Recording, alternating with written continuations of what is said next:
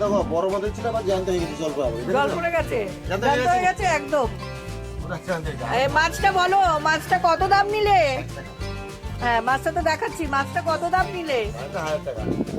একটু বলো, তোমার কেমন লাগছে? দারুণ লাগছে, তাজপুর ভালো লাগছে? একদম অসম। বর্ষ শেষ প্রায়, আর এই বর্ষ শেষে আমাদের, হ্যাঁ আমাদের শেষ, এবছরের শেষ ট্রিপ আমাদের তাজপুর। তো তাজপুর আমরা এনজয় করছি, সঙ্গে আমাদের সঙ্গে ডাব, আর যারা চা খাচ্ছে চা। হ্যালো বন্ধুরা, আমি ঝুমা বলছি, তোমরা দেখছো ঝুমা স্টেপ আপ স্টোরি। বন্ধুরা, আজ কিন্তু একদম নতুন একটা ব্লগ ভিডিও নিয়ে এসেছি, সেটা শুরু থেকে শেষ পর্যন্ত দেখো। আশা করব ভীষণ আনন্দ করতে পারবে। তো আমরা একদম বছরের শেষে চলে এসেছিলাম তাজপুরে, আর এই তাজপুরের ভিডিওটাই তোমাদের সঙ্গে শেয়ার করতে যাচ্ছি। সঙ্গে থেকো, একদম শেষ পর্যন্ত ভিডিওটা দেখো। দীঘা সমুদ্র সৈকতে তো আমরা সবসময় বেড়াতে যাই, কিন্তু দীঘা আর মন্দারমণির মাঝে এই যে সমুদ্র সৈকত তাজপুর, সেটা কিন্তু এই মুহূর্তে বেশ জনপ্রিয় এবং উল্লেখযোগ্য হয়ে উঠেছে। উপরি পাওনা দীঘার এই মেরিন ড্রাইভের বাইপাস হয়ে যাওয়াটা, এই রাস্তাটা এত সুন্দর, এত মনোময়, যে সত্যি প্রত্যেকটা প্রকৃতিপ্রেমী এবং পর্যটন প্রেমীদের মন কিন্তু আকৃষ্ট করবেই করবে। 2023-এর বর্ষ শেষে আমরা দুদিনের জন্য বেড়াতে গিয়েছিলাম দীঘা, আর তার মধ্যে স্পেশালি এই একটা দিন আমি কিন্তু রেখেছিলাম তাজপুরের জন্য। তাজপুরের সি বিচ কিন্তু আমার একদম অন্যরকম লাগে। এই নিয়ে তাজপুর আমি 3 বার এসেছি, কিন্তু যতবারই আসি প্রত্যেকবারই এসে দেখেছি একটু একটু তাজপুর ডেভেলপড হতে। তো এখন যে অবস্থায় তাজপুর, সেটা কিন্তু দেখে আমার মন ভরে গেল। রাস্তায় যাওয়ার পথে শঙ্করপুর হয়ে গিয়েছিলাম, আর এখানে যেতে যেতে দেখলাম অনেক ছোট ছোট রিসর্ট হয়েছে। তো বন্ধুরা, তোমরা যদি যাও তাজপুর, তো থাকার তো কোনো অসুবিধা হবেই না। তাজপুরে তো অনেক হোটেল পাবে, এমনকি শঙ্করপুরে থেকে যে তাজপুর যাওয়ার রাস্তা, সেখানেও অনেক অনেক তোমরা কিন্তু রাস্তার পাশে দেখতে পাবে রিসর্ট। তো সেটা নিয়েও কোনো চিন্তা নেই এই মুহূর্তে। আর দীঘা থেকে তাজপুর যাওয়ার পথে এই রকম মেরিন ড্রাইভের উপরে যখন তোমরা যাবে, তখন একটা আলাদাই লেভেলের সৌন্দর্য তোমরা উপভোগ করতে পারবে। ডান দিকে পুরো রাস্তা জুড়ে সমুদ্র, আর বাদিকে এই রকম সুন্দর ছোট ছোট রিসর্ট। তো এই শঙ্করপুরটা আমরা ক্রস করে তাজপুরের কাছাকাছি প্রায় চলেই এসেছি। তো 16 কিলোমিটার মতো রাস্তা দীঘা থেকে, আর আমাদের প্রায় আধা ঘন্টা 30 মিনিট মতো সময় লেগেছে তাজপুর আসতে। তোমরা যদি বাসে করে আসতে চাও, তাহলে হাওড়া বাস প্ল্যানেট থেকে যে বাসগুলো ছাড়ে দীঘার দিকে আসার, সেখানে এসে তোমরা নিয়ার বাই স্টেশন রামনগর থেকে তোমরা অটো টোটো এইভাবেও তোমরা আসতে পারো, বা গাড়ি করেও আসতে পারো, নিজস্ব গাড়ি নিয়েও আসতে পারো। তো এখানে এসে বালিশাই স্টপে এসে তোমরা চলে আসবে তাজপুরে। তো মোটামুটি বাই রোড কলকাতা থেকে 174 কিলোমিটার লাগে এই তাজপুর আসতে। কোলাঘাট থেকে NH-16 ধরে তোমরা ভায়া চলে আসবে এই তাজপুর বা দীঘা। তো 4.5 থেকে 5 ঘন্টার মধ্যেই আশা করি পৌঁছে যাবে। আমাদের 4.5 ঘন্টার মতন সময় লেগেছিল। তো এইভাবে তোমরা পৌঁছে যাও তাজপুরে এসে দেখো এখানে একটা সুন্দর পার্ক রয়েছে। এখানে এসে আমরা গাড়িটা আমাদের পার্কিংয়ে রেখে এই পার্কটা দেখতে বেরিয়ে এখানটাতে দেখলাম অনেক দোকান রয়েছে, খাবারের রেস্টুরেন্ট রয়েছে বা হোটেল টাইপের রয়েছে, যেখানে ওদেরকে তোমরা যদি অর্ডার দাও, ঘন্টাখানিক হাতে সময় রেখে মাছ, চিকেন, ডিম যেরকম বা সবজি ভাত যেরকম ইচ্ছা তোমরা অর্ডার দেবে, একটু সময় নেবে।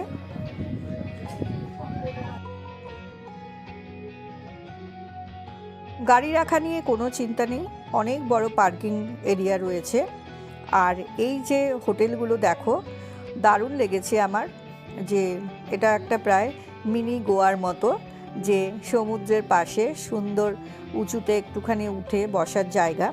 আর আমরা একদম এই যে হোটেল রেস্টুরেন্টগুলো শুরু হয়েছে একদম শেষের যে হোটেলটা, ভাই হোটেল, এই হোটেলটা আমরা বেছে নিয়েছিলাম। ভেটকি মাছের জন্য আমাদের 1000 টাকা আলাদা পে করতে হয়েছিল, সঙ্গে ওরা রান্না করে দিয়েছিল। আর পার প্লেট ভেজ প্লেট আমাদের 80 টাকা পড়েছিল, তার সঙ্গে ভাত, ডাল, আলু ভাজা আর একটা তরকারি ছিল। তো তো বন্ধুরা, তোমরা যদি মনে করো যে সারাটা দিনের জন্য যাবে এবং দীঘা থেকে গিয়ে তাজপুর সারাটা দিন কাটাবে, তাহলেও কোনো অসুবিধা নেই। এখানটাতে বেশ সুন্দর টয়লেটও রয়েছে। তো গাড়ি পার্কিংয়ের তো ব্যবস্থা তোমাদেরকে আগেই বললাম। এবং ওখান থেকে তোমরা যদি মনে করো তাজপুর থেকে নৌকা করে মন্দারমণি যেতে চাও, সেই ব্যবস্থাও আছে।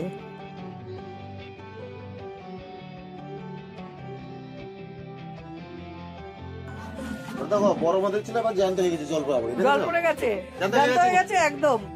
পুরা জ্যান্ত হয়ে এই মাছটা বলো, মাছটা কত দাম নিলে? গেছে। হ্যাঁ, মাছটা তো দেখাচ্ছি। মাছটা কত দাম নিলে? এটা 1000 টাকা। 1000 টাকা।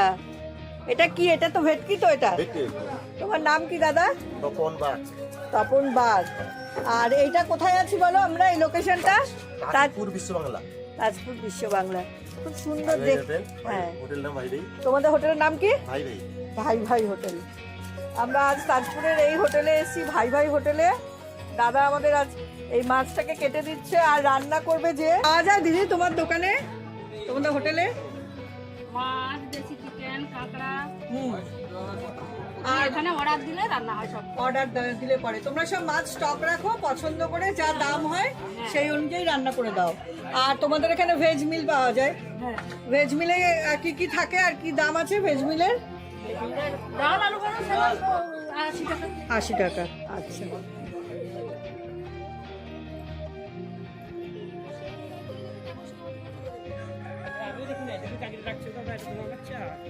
প্রতিটা হোটেলের সঙ্গে খুব সুন্দর এরা দোলনা রেখে দিয়েছে, যে এখানে যারা আসবে তারা খাওয়া দাওয়া করবে, তার সঙ্গে ওই উপরই পাওনা দোলনা।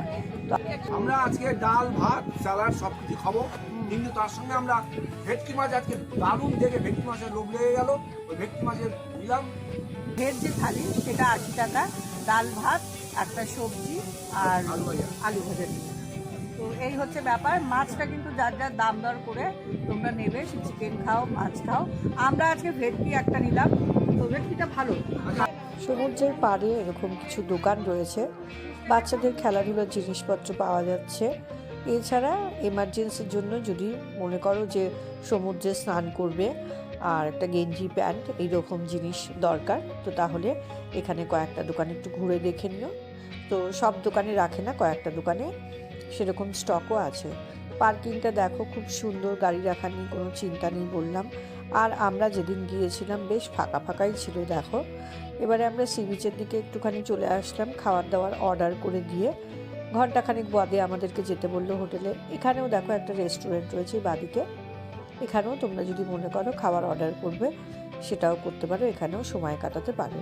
এখানে একটা পার্ক রয়েছে বাচ্চাদের জন্য, দেখো এই ডিয়ার পার্ক। তো বাচ্চারা খুব আনন্দ করছে। আর এই ডান দিকেই এই টয়লেটটা। তো সমুদ্র তো খুব সুন্দর সাজানো বন্ধুরা, সেটা নিয়ে আর কোনো কথা হবে না। আর যেহেতু একটু ভাটার সময় তাই একটু দূরে ছিল জলটা। তো এই হচ্ছে বিশ্ব বাংলা পার্ক। তো এই পার্কটা ঘুরে তোমরা কিছুক্ষণ সময় কাটাবে। এখানে খুব সুন্দরভাবে সাজানো রয়েছে, ছবি, ভিডিও, সেলফি, যা যা ইচ্ছা হয় মন ভরে তোমরা এখানটাতে সময় পাবে এবং জায়গা পাবে, যেখানটাতে ফাঁকায় ফাঁকায় তোমরা একদম দেখো এগুলো করে নিতে পারবে। সমুদ্রের পাড় দেখো একদম পুরো। সি বিচে যখন ঘুরছিলাম তখন দেখলাম দেখো এই একটা ফ্যামিলি, একজন মা, গোপালের মা, সে কি সুন্দর গোপালকে ঝুড়িতে করে নিয়ে ঘুরে বেড়াচ্ছে। তো বন্ধুরা, আশা করি তোমরাও এই ভিডিওটা দেখে এনজয় করছো। আর ওই যে দূরে দেখো, তোমাদেরকে বলেছিলাম ওই হচ্ছে মন্দারমণি। তো এটা কিন্তু নদীপথেও যাওয়া যায় নৌকো করে, তাজপুর থেকে যদি মনে করো যাবে। তো বন্ধুরা, যারা একদম নতুন এই চ্যানেলে আমার ভিডিও দেখছো, তারা কিন্তু আমার চ্যানেলটাকে প্লিজ সাবস্ক্রাইব করে নিও, একটা লাইক করো, আর কমেন্ট করলে পরে খুব ভালো লাগবে। আর বেল বাটনটাকে প্রেস করে দিও, তাহলে পরপর এরকম ভিডিও আসতে থাকবে। তোমরা আমার সঙ্গে থেকো, বন্ধু হয়ে যাও। এখন আমাদের খাওয়া দাওয়া পালা রয়েছে, কি কি খেলাম সেটাও তোমাদেরকে দেখাবো। কি সুন্দর পরিবেশ।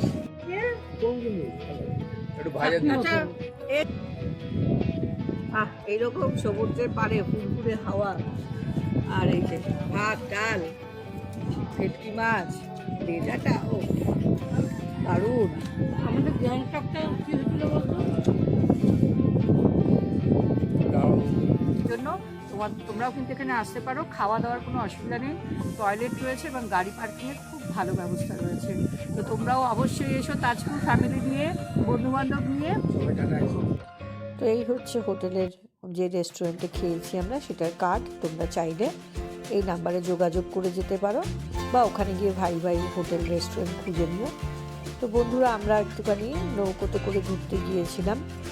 তো দেখলাম এখানে সমুদ্রের পাড়ে দেখে খুব মনটা খারাপও হয়ে গেল। দেখো একটা কত বড় কচ্ছপ, জানি না কীভাবে এখানে এসে পড়লো। হয়তো যখন জোয়ার ছিল সেই সময় হয়তো চলে এসেছিল বা কোনোতে কিছুতে ধাক্কা লেগে মরে গিয়েছিল, তারপরে এটা ভাসতে ভাসতে এসে পড়েছিল। যাই হোক, এরকম একটা নজরে পড়লো, সেটাও তোমাদেরকে শেয়ার করলাম। আর এই হচ্ছে গিয়ে নদী, যেই নদীর পথের থেকে আমরা মন্দারমণি গিয়েছিলাম। তো পুরো ভিডিওটা দিতে গেলে লেন্দি হয়ে যাবে অনেকটা, তো ছোট্ট করে একটুখানি দেখিয়ে দিলাম তোমাদেরকে। এই হচ্ছে নদীর পাড়, একদম শেষে আসবে যেখানে আমরা বসেছিলাম হোটেলে। এই যে দেখো দূর থেকে দেখা যাচ্ছে। কাটালাম, কাটিয়ে তারপরে এখন আমরা চললাম। এই দিদি আমাকে রান্না করে রান্না করে খাওয়া ভালো রান্না। রান্না করেছে একদম ঘরোয়া। তোমরা যখনই আসবে, এই হচ্ছে হোটেল আই ভাই তাজপুর। আজকে কিন্তু তোমরা অবশ্যই আসবে, ঠিক আছে? ভালো থেকো, টাটা।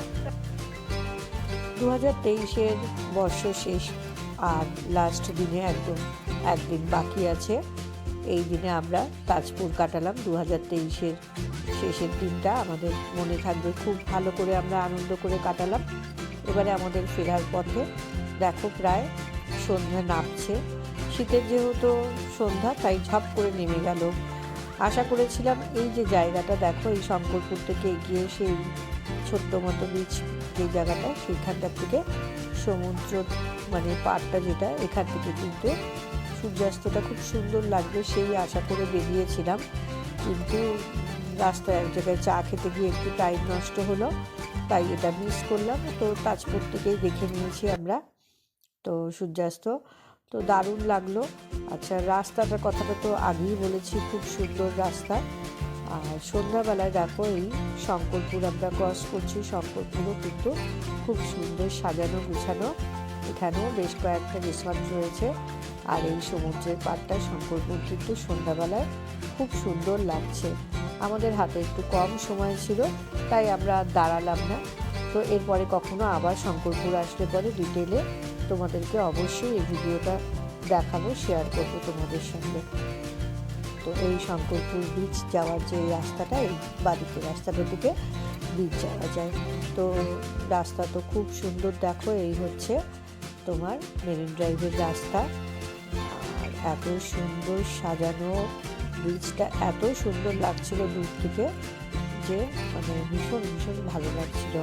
তো তোমরা যদি যাও এখানে এই রাস্তাটার থেকে কিন্তু অবশ্যই যেও, ভালো লাগে তোমাদের। ভালো থেকো সবাই।